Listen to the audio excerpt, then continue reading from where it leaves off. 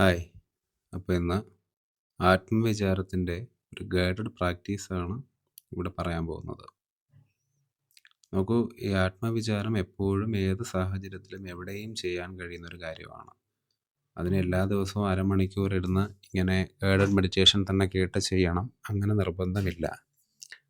എന്നിരുന്നാലും ആത്മവിചാരം തുടങ്ങുന്ന സമയത്ത് ഒരു സ്റ്റാർട്ടിങ്ങിനൊരു ഫീല് കിട്ടാനായിട്ട്, ആദ്യം എങ്ങനെയാണ് ഇത് നോർമലി ചെയ്യേണ്ടതെന്നുള്ള യഥാർത്ഥ ഒരു അണ്ടർസ്റ്റാൻഡിങ് കിട്ടാനായിട്ട് ഈ ഗൈഡഡ് മെഡിറ്റേഷൻ നിങ്ങളെ സഹായിക്കും.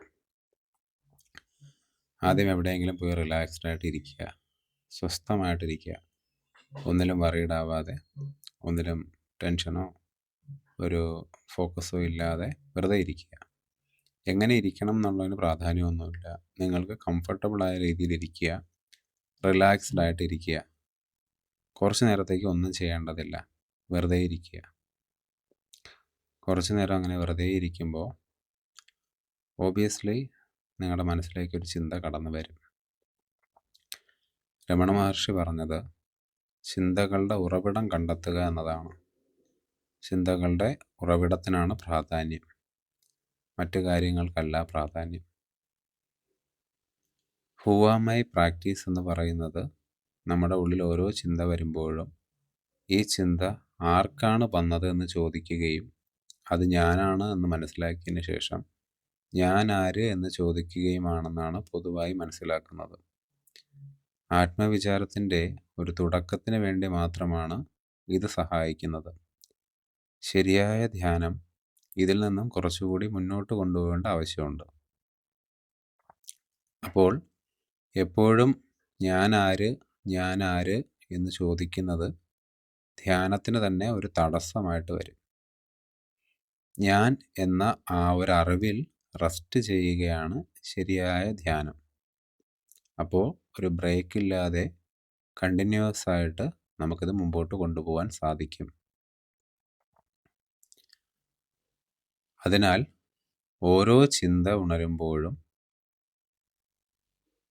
ആ ചിന്ത അറിയുന്ന അറിവിൽ റെസ്റ്റ് ചെയ്യുക. ആ ചിന്ത ആരാണ് അറിയുന്നത് എന്നുള്ള അറിവിൽ റെസ്റ്റ് ചെയ്യുക. അവിടെ ഞാനാര് എന്ന് ചോദിക്കേണ്ട ആവശ്യമില്ല. ഞാൻ ആര് തന്നെയായാലും ആ ഞാനാണ് ഈ ഉണർന്ന ചിന്തയെ അറിഞ്ഞത്. ആ അറിവായിരിക്കുക. ആ അറിവിന് ഒരു രൂപമോ ഭാവമോ ശരീരത്തിനകത്തോ പുറത്തോ ഒരു സ്ഥലമോ കാണേണ്ടതില്ല. അങ്ങനെ കണ്ടു കഴിഞ്ഞാൽ നിങ്ങൾ അപ്പോഴും ഒബ്ജക്റ്റിഫൈ ആണ് ചെയ്യുന്നത്. യഥാർത്ഥ ഞാൻ സബ്ജക്റ്റാണ്, ഒബ്ജക്റ്റ് അല്ല. അപ്പോൾ ഒബ്ജക്റ്റായി ഇരിക്കാതെ എപ്പോഴും സബ്ജക്റ്റായി നിലനിൽക്കാൻ ശ്രമിക്കേണ്ടതുണ്ട്. ഓരോ ചിന്ത വരുമ്പോഴും ആ ചിന്ത വരുന്ന അല്ലെങ്കിൽ ആ ചിന്ത അറിയുന്ന അറിവായിരിക്കുക. ഇതേ സമയം ചുറ്റുപാടിൽ പല ശബ്ദങ്ങളും കേൾക്കാം, പല അനുഭവങ്ങളും വരാം. ശരീരത്തിൽ തന്നെ ചില ഫീലിങ്ങുകളും ഉണ്ടാവാം. ഒരു ഫീലിംഗ് ശരീരത്തിൽ ഉണ്ടാവുമ്പോൾ ആ ഫീലിംഗ് അനുഭവിക്കുന്ന അറിവായിരിക്കുക. ഫീലിങ്ങിൽ ഫോക്കസ് ചെയ്യാതെ ആ ഫീലിംഗ് ഉണ്ട് എന്ന് അറിയുന്ന അറിവായിരിക്കുക. ആ അറിവാണ് ഞാൻ എന്ന് പറയുന്ന ഫീലിംഗ്. ദൂരെ നിന്നൊരു ശബ്ദം കേൾക്കുമ്പോൾ ആ ശബ്ദത്തിൽ ശ്രദ്ധിക്കാതെ ആ ശബ്ദം വന്ന് പതിക്കുന്ന അറിവായിരിക്കുക. ചെവിയിലൂടെയാണ് ശബ്ദം കടന്നു വരുന്നതെങ്കിലും ചെവിയല്ല ആ ശബ്ദത്തെ കേൾക്കുന്നത്. ആ ശബ്ദത്തെ കേൾക്കുന്നത് എന്തോ അതായിരിക്കുക. ആ ശബ്ദത്തെ കേൾക്കുന്നത് എന്ത് എന്നുള്ളത് മറ്റൊരു പർട്ടിക്കുലർ പോയിൻ്റായിട്ട് ചിന്തിക്കരുത്. അങ്ങനെ ചിന്തിക്കാനും ആ ഒരു പോയിന്റിലേക്ക് നോക്കാനും നിന്ന് കഴിഞ്ഞാൽ നിങ്ങൾ ആ ഒരു പോയിന്റ് കണ്ടെന്നിരിക്കാം, പക്ഷേ ആ പോയിന്റ് അല്ല നിങ്ങൾ. അപ്പോഴും ആ പോയിന്റിലേക്ക് നോക്കുന്ന അറിവാണ് നിങ്ങൾ.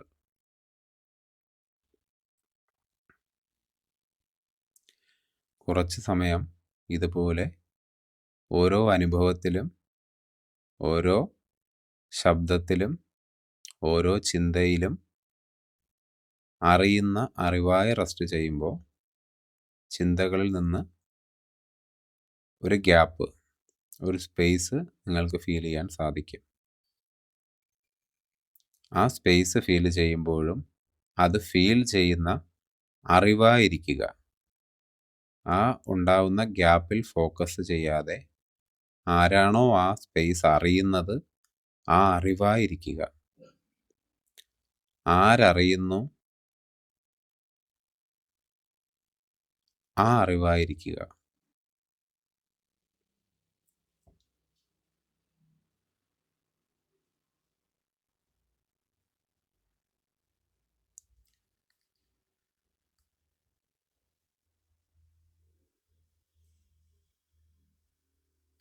നിങ്ങൾ ഈ റെക്കോർഡിംഗ് കേട്ടുകൊണ്ടാണ് ധ്യാനം ചെയ്യുന്നതെങ്കിൽ ഈ റെക്കോർഡിങ്ങിലുള്ള ശബ്ദം നിങ്ങളുടെ ചെവിയിൽ വന്ന് പതിക്കുമ്പോൾ അത് അറിയുന്നതെന്തോ, അത് കേൾക്കുന്നതെന്തോ ആ അറിവായിരിക്കുക.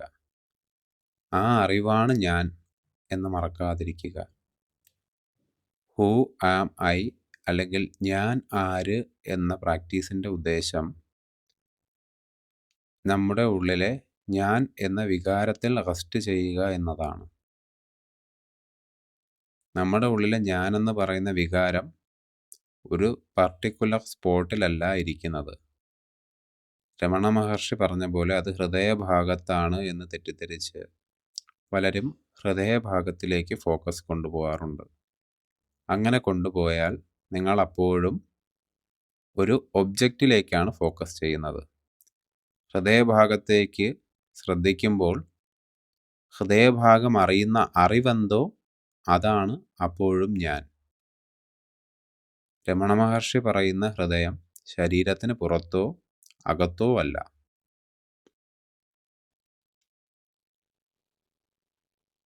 എന്തു തന്നെ അനുഭവം ഉണ്ടായാലും, എന്തു തന്നെ ശബ്ദം കേട്ടാലും, എന്തു തന്നെ ചിന്ത വന്നാലും അത് അറിയുന്നതെന്തോ, അറിയുന്നതാരോ ആ ഒരറിവാണ് ഞാൻ എന്ന് മനസ്സിലാക്കുകയും അതിൽ തന്നെ തുടർച്ചയായ റെസ്റ്റ് ചെയ്യുകയും വേണം. ആ അറിവിൽ റെസ്റ്റ് ചെയ്യുമ്പോൾ ആ അറിവായിരിക്കുക എന്നതാണ് പ്രാധാന്യം. പുറത്തുനിന്ന് ആ അറിവിലേക്ക് നോക്കിക്കാണാൻ ശ്രമിക്കരുത്. അങ്ങനെ ശ്രമിച്ചു കഴിഞ്ഞാൽ ആ അറിവല്ല നിങ്ങൾ. ആ അറിവിനെ നോക്കിക്കാണുന്നതെന്തോ അതാണ് നിങ്ങൾ, അതാണ് ഞാൻ. എപ്പോഴും ഓരോ വികാരത്തിൻ്റെയും അവസാന ഉറവിടം അതാണ് ഞാൻ. അത് കൃത്യമായി മനസ്സിലാക്കുകയും അതിലേക്ക് നോക്കുകയും അതായിരിക്കുകയുമാണ് വേണ്ടത്. ആ ഒരു അറിവിനെ പർട്ടിക്കുലർ പോയിൻ്റായി കണ്ട് അതിലേക്ക് നോക്കിയാൽ ആ പോയിൻ്റ് ഒരു ഒബ്ജക്റ്റായി മാറുകയേ ഉള്ളൂ. അപ്പോഴും ആ പോയിൻ്റിലേക്ക് നോക്കുന്ന അറിവ്, അതറിയുന്ന സബ്ജക്റ്റ് എന്തോ അതാണ് ഞാൻ. ഞാനായിരിക്കുക, അതാണ് ആത്മവിചാരത്തിൻ്റെ ഉദ്ദേശം. അങ്ങനെ ഞാനായിരിക്കുമ്പോൾ മാത്രമേ യഥാർത്ഥ ആത്മവിചാരം സംഭവിക്കുകയുള്ളൂ.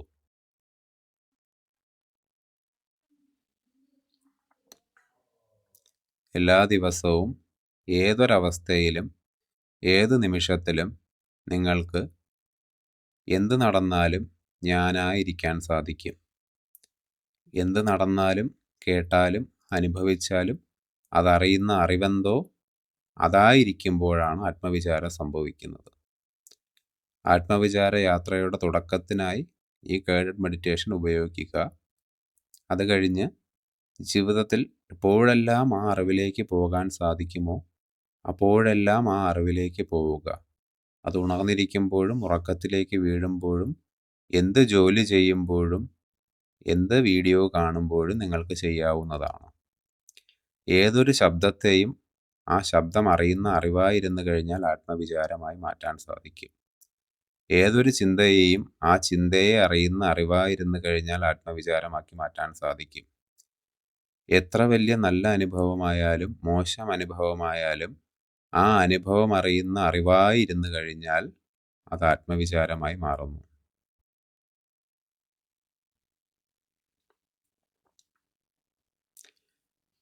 എല്ലാ അനുഭവങ്ങളിലും, ചിന്തകളിലും, നിമിഷത്തിലും ഇതെല്ലാം അറിയുന്ന അറിവായി നിങ്ങൾ റെസ്റ്റ് ചെയ്യുമ്പോൾ യഥാർത്ഥ ആത്മവിചാരത്തിൻ്റെ പാരമ്യത്തിലേക്ക് നിങ്ങൾ പോകുന്നു. ആത്മവിചാരം തുടർച്ചയായി തുടരുമ്പോൾ പലതരത്തിലുള്ള അനുഭവങ്ങളും നിങ്ങളുടെ ജീവിതത്തിലേക്ക് കടന്നു വരും.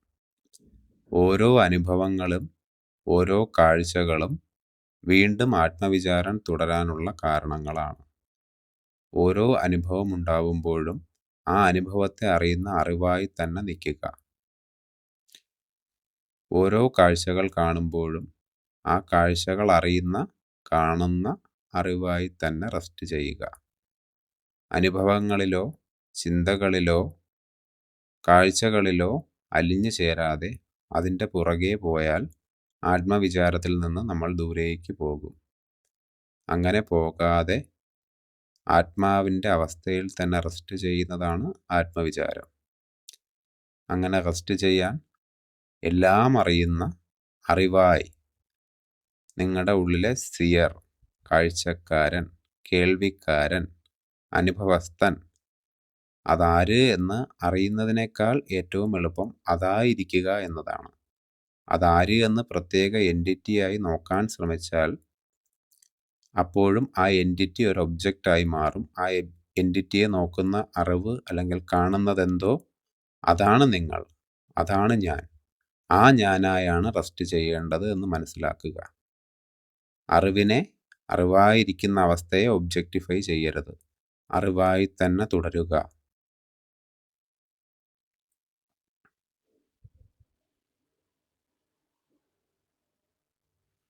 ഓരോ മൂമെൻറ്റിലും അനുഭവിക്കുന്ന സൈലൻസിനെയും അറിയുന്നതെന്തോ അതായിരിക്കുക.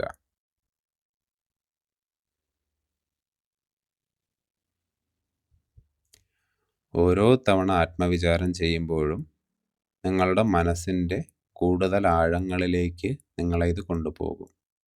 ചുറ്റുപാടും നടക്കുന്ന കാര്യങ്ങളിൽ കുറച്ചുകൂടി ക്ലാരിറ്റി നിങ്ങൾക്കുണ്ടാക്കിത്തരും. ആത്മവിചാരം എല്ലാം നല്ലതാക്കി മാറ്റുന്ന, എല്ലാ അനുഭവങ്ങളും നല്ലതാക്കി മാറ്റുന്ന ഒരു മന്ത്രശക്തി അല്ല. ആത്മവിചാരം തുടർച്ചയായി ചെയ്യേണ്ടതാണ്. അത് ഓരോ അനുഭവത്തിലും ഉപേക്ഷിക്കാതെ അനുഭവിക്കുന്നതാര്, അത് നല്ല അനുഭവമായാലും മോശം അനുഭവമായാലും തുടർന്നുകൊണ്ടേയിരിക്കണം. അറിവായി തന്നെ റെസ്റ്റ് ചെയ്യണം. ആത്മവിചാരം എപ്പോഴാണ് ആ അറിവായിരിക്കുന്ന എൻറ്റിറ്റി ഡിസോൾവ് ആവുന്നത് അതുവരെയും നിർത്താതെ ചെയ്തുകൊണ്ടിരിക്കണം. അത് 1 മണിക്കൂറായാലും 1000 വർഷമായാലും തുടർന്നു കൊണ്ടിരുന്നാൽ മാത്രമേ വാസനകൾ പൂർണ്ണമായും അലിഞ്ഞു ചേരുകയുള്ളൂ.